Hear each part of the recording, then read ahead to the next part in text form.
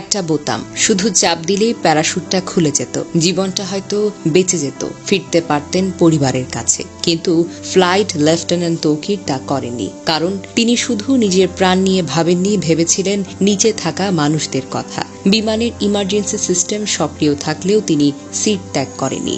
শেষ মুহূর্ত পর্যন্ত চেষ্টা করে গেছেন বিধ্বস্ত হওয়ার আগেই ফাঁকা জায়গায় নিয়ে যেতে। তিনি জানতেন তার এই যুদ্ধ বিমান যদি কোনো জনবহুল এলাকায় পড়ে আরও অনেক প্রাণ যাবে। এই সাহসিকতা, এই আত্মত্যাগ কোনো শব্দে সম্পূর্ণ বর্ণনা করা যায় না। তৌকিরের যে বিমানটি বিধ্বস্ত হয়েছে সেটি ছিল বেশ পুরনো F-7BGI, একটি যুদ্ধ বিমান যার স্থান আধুনিক যুগে আর নেই। তবুও এই বাতিল বিমান দিয়ে চলছিল প্রশিক্ষণ, কারণ দুর্নীতি আজও উড়ে বেড়ায় বাংলাদেশের আকাশে, আর সেই দুর্নীতির বোঝা বয় আমাদের মতো সন্তানেরা। তৌকির আকাশে মারা যাননি, তিনি মরে গিয়েছিলেন বহু আগে। যেদিন বাজেট চুরি হয়েছিল, যেদিন সিদ্ধান্ত হয়েছিল 1970 দশকের বাতিল যুদ্ধ বিমান দিয়েই হবে প্রশিক্ষণ, এই সিস্টেম তাকে দেয়নি কিছুই। না দিয়েছে সুরক্ষা, না দিয়েছে বিকল্প, না দিয়েছে আধুনিক কোনো যন্ত্রপাতি। তাকে দিয়ে গেছে কেবল ঝুঁকি, মরিচা ধরা লোহা আর নিশ্চিত মৃত্যু। তবুও তিনি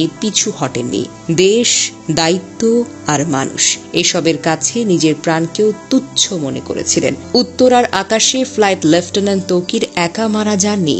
এই ভয়াবহ দুর্ঘটনায় আরো অনেক প্রাণ ঝরে গেছে। আমরা গভীরভাবে শোকাহত।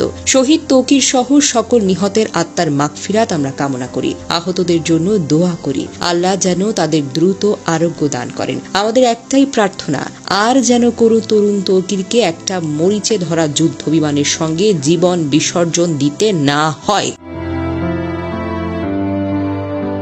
দুর্ঘটনার খবর ছড়িয়ে পড়লে বিকেল থেকে রাজশাহী নগরীর উপশহরের 3 নম্বর সেক্টরের আশ্রয় নামের ভাড়া বাড়িতে স্থানীয় বাসিন্দা ও স্বজনদের ভিড় করতে দেখা যায়। বাড়ির মালিক আতিকুল ইসলাম বলেন, ফ্লাইট লেফটেন্যান্ট তৌকির ইসলামের মা বাবা ও বোন জামাই ঢাকার উদ্দেশ্যে রওনা হওয়ার আগে তার মৃত্যুর খবর জানতেন না। পরিবারের সদস্যরা জানতেন সাগর জীবিত ও চিকিৎসাধীন রয়েছেন। তৌকির ইসলামের বড় চাচা মতিউর রহমান বলেন, ঢাকায় রওনা হওয়ার আগে তৌকিরের বাবা মাকে নিহতের খবর জানানো হয়নি। গত বছর তৌকির ইসলাম বিয়ে করেছেন। চলতি বছরের ফেব্রুয়ারি মাসে বিয়ের আনুষ্ঠানিকতা সম্পন্ন করেন। তার স্ত্রী ঢাকার ব্র্যাক ইউনিভার্সিটির একজন শিক্ষক। প্রসঙ্গত, সোমবার দুপুর 1টার পর রাজধানীর উত্তরার দুর্ঘটনায় পরে বাংলাদেশের বিমান বাহিনীর একটি প্রশিক্ষণ বিমান।